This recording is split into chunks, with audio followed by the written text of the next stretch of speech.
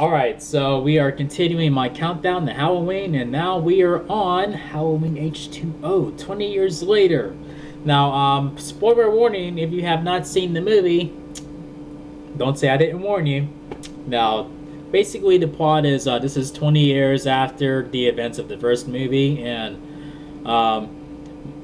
Laurie Strode is, basically, she has left Haddonfield. She's in a small town, like she's in California, and she's a headmistress of a private school, and she is living, and she is, addressed by a different name, and she has a teenage son, and she cannot shake the, she's having nightmares and hallucinations about Michael Myers, and she just cannot shake she just cannot get him out of her head. I mean, like, he is at every corner in her heart. It's like he is constantly haunting her, like when she closes her eyes, when she opens them back up, and it's like a ongoing nightmare, that she's living. Like, even though she's gotten away from that, and she changed her name and whatnot, but she still cannot escape him, like, like mentally, and just as she's going through all of this, Michael discovers that she has faked her death and she's still alive, and he's coming after her.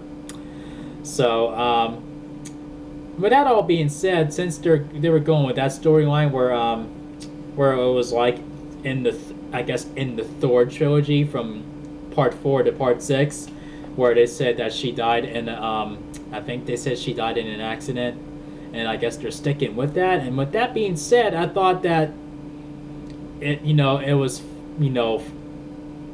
following parts 4 through 6, but I found out, like, a little bit after I saw this movie, that it was not following that. It was ignoring the other sequels outside of Halloween 1 and 2. And 3, obviously, they were ignoring that, obviously, but, they were ignoring part 4, 5, and 6 as well. And when I first heard about that, I was really not fond of that idea, because I actually did enjoy 4, 5, and 6, and I still do. But as years went by, I understood that, ignoring those other movies was not a bad idea after all. I mean, it did sort of hint at ignoring that when the two detectives are talking about Michael Myers, and they said, and one said, "Well, you don't think Michael Myers is still alive?" And then the other said, "They never found his body." And then so okay, so that's like a little hint that his body was never found. And with 4, 5, and 6, it was found. They prevented him from burning to a crisp, and they kept him at some, I guess at a hospital somewhere or someplace like that, before he was going to get transferred back to Smith's Grove. But so yeah, I'm okay with this, I guess being like the real legit part 3, that I guess that's what they were aiming for. And yeah, I mean, like, it was a satisfying movie, like when it came down to Laurie and Michael having that final showdown. Like, it was all about her, turning around and facing her fears, and decide that she rather, die fighting than to live on through fear, which is what she's been doing for the past 20 years. So, it leads to a very satisfying showdown. I mean, like, I really loved it, like how she did more fighting than she did running. I mean, like, she only ran when she absolutely had to, and then other than that, she just kept fighting them and fighting them and fighting them, and it was really, really, really awesome. And then when it came to that point where, like, okay, it looks like he's dead, but most likely he's not, and you're thinking that, oh, it's gonna be a cliffhanger. I mean, like, maybe they're gonna leave opening for another movie, but no, she steps right in, and and she makes sure that that it is done, that it is officially done. It's satisfying all around.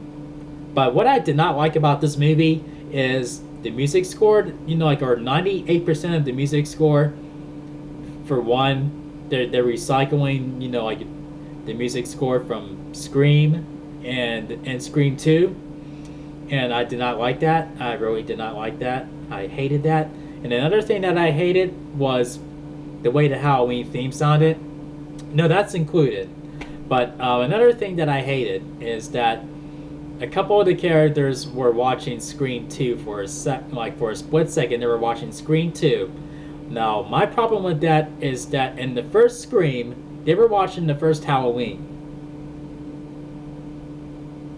Makes no sense. Makes no sense at all. It really doesn't. I mean, like, they could have had them watching, I don't know, like, Texas Chainsaw Massacre or Psycho. I mean, like, have them watch Psycho or, something other than a movie that's already, where in that story, you know, like Halloween is not, it's just a movie, you know, it's just fiction, you know, like in that movie franchise where that they are watching. It makes no sense. But other than that, it's still a great movie. And you know, like, it was a bit of a bummer that they didn't use, you know, like a lot of the original score. I mean, they did for a split second when the credits start rolling, but other than that, it was like, I mean, like, why not do the use John Carpenter's score? I mean, like, that's part of the that's just part of what makes Halloween great. But oh well, I mean, it is what it is, and they should have stopped at this movie here, and in this movie ended the franchise. I don't care what they did after that. But yeah, with that all being said, this gets 4 solid chair spins out of 5. 1, 2, 3, 4 solid chair spins, baby. So yeah, it feels like a Halloween trilogy. Like, since they're ignoring 3, 4, 5, and 6, and this is like more like this felt more like part 3, I guess, in a way. But yeah, it's satisfying. Like, if I were to have you watch these movies, I would say watch 1, 2, and H20. I'd say, you know, watch 4, 5, and 6 before you watch H20 if you really want to see what they've done with the franchise. But I would just say, yeah, 1, 2, H20, and ignore Resurrection. But we'll get to that in another video. So if you guys enjoyed this review, make sure you thumb up the video and make sure you click subscribe if you're new to the channel. Thank you for watching, as always, and thank you for following me in my countdown to Halloween. And I will see you guys in the next video. Peace out, y'all.